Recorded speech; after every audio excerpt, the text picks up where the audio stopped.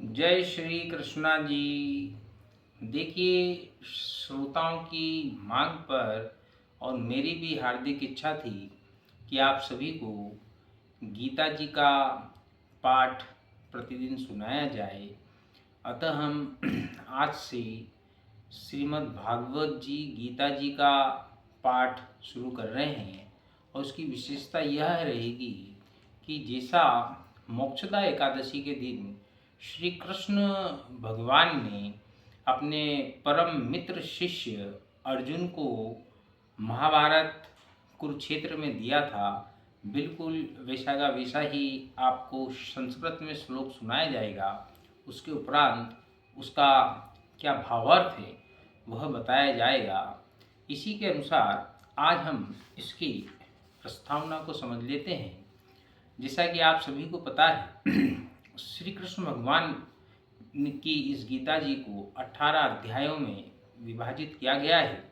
इसका प्रथम अध्याय में कुरुक्षेत्र के युद्ध स्थल में सैन्य निरीक्षण के नाम से है। इसमें जब श्री कृष्ण भगवान अर्जुन के सारथी बनकर युद्ध मैदान में ले जाते हैं तो अर्जुन युद्ध करने से इनकार कर देते हैं और युद्ध स्थल पर श्री कृष्ण भगवान कौरवों की सेना के सम्मुख युद्ध के मैदान के एकदम बीचों बीच ले जाकर दिखाते हैं।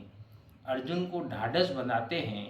अर्जुन देखता है कि उसके समक्ष उसके परम गुरु द्रोणाचार्य, भीष्म पितामह सभी सगे संबंधी हैं और उसके विषय में श्री कृष्ण भगवान अध्याय 1 में किस प्रकार से अपना ज्ञान देंगे और सारा वृत्तांत दूरदृष्टा संजय द्वारा गुरु अपने राजा धृतराष्ट्र को सुनाया जा रहा है। और यहाँ मैं आपका संजय कुमार श्रीवास्तव आपको यह ज्ञान देने की कोशिश करूँगा। द्वितीय अध्याय में गीता सार है, जिसमें अर्जुन शिष्य रूप में कृष्ण की शरण ग्रहण करते हैं और कृष्ण उसे नश्वर भौतिक स्वरूप के विषय में बताते हैं। इसे गीता सार के नाम से द्वितीय अध्याय को माना जाता है कि सभी लोग पहले ही मारे जा चुके हैं, आप तो खाली उसके एक निमित्त मात्र हो, अतः अपना कर्म करें। तृतीय अध्याय कर्म योग के नाम से जाना जाता है। इसमें भौतिक जगत में हर व्यक्ति किसी न किसी प्रकार के कार्य में प्रवृत्त हो जाता है, किंतु इस जगत से न बंधते हुए किस प्रकार आपने कर्म को करना है, ऐसा इसमें ज्ञान बताया गया है। चतुर्थ अध्याय में दिव्य ज्ञान के विषय में बताया गया है कि आत्मा, ईश्वर तथा दोनों में संबंधित दिव्य ज्ञान शुद्ध करने तथा मोक्ष प्रदान करने वाला होता है। ऐसा ज्ञान कर्म फल का योग है। पांचवें अध्याय में कर्म योग और कृष्ण भावना भक्ति ही कर्म है, ऐसा नाम से जाना जाता है। इसमें ज्ञानी पुरुष दिव्य ज्ञान की अग्नि से शुद्ध होकर ब्रह्मतः सारे कर्म करता है।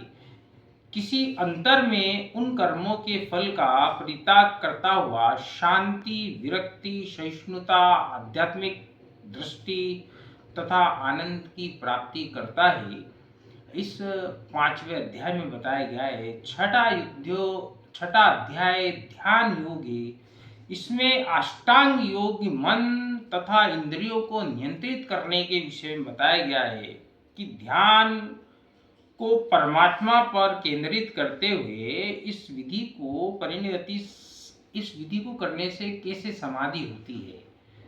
सातवां अध्याय भगवत ज्ञान का है। इसमें भगवान कृष्ण समस्त कारणों के कारण परम सत्य महात्मा गण भक्ति पूर्वक उनकी शरण ग्रहण करते हैं, किंतु अपवित्र जन पूजा के अन्य विषयों की ओर अपने मन को मोड़ देते हैं।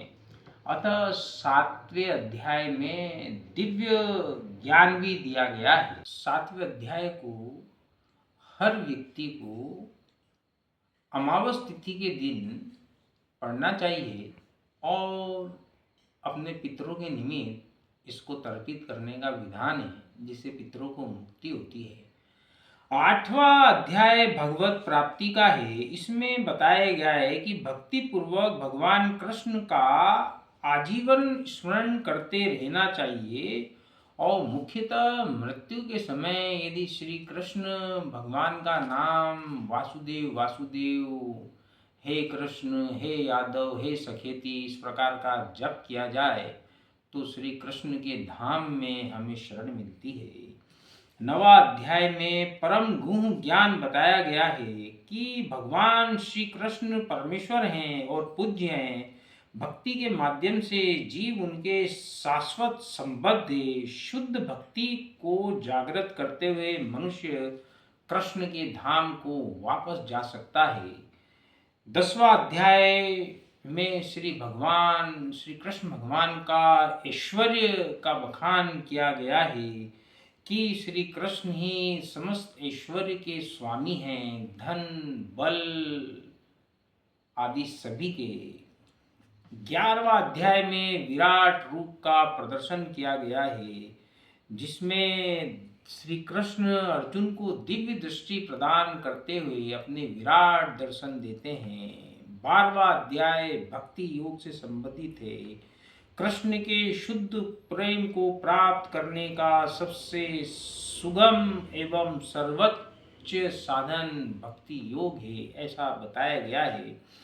13वां अध्याय प्रकृति पुरुष तथा चेतना से संबंधित है। जो व्यक्ति शरीर आत्मा तथा इनसे भी परे परमात्मा को अंतर को समझ जाता है उसे इस भौतिक जगत से मोक्ष प्राप्त हो जाता है, ऐसा इसमें श्री कृष्ण भगवान जी ने स्वयं कहा है।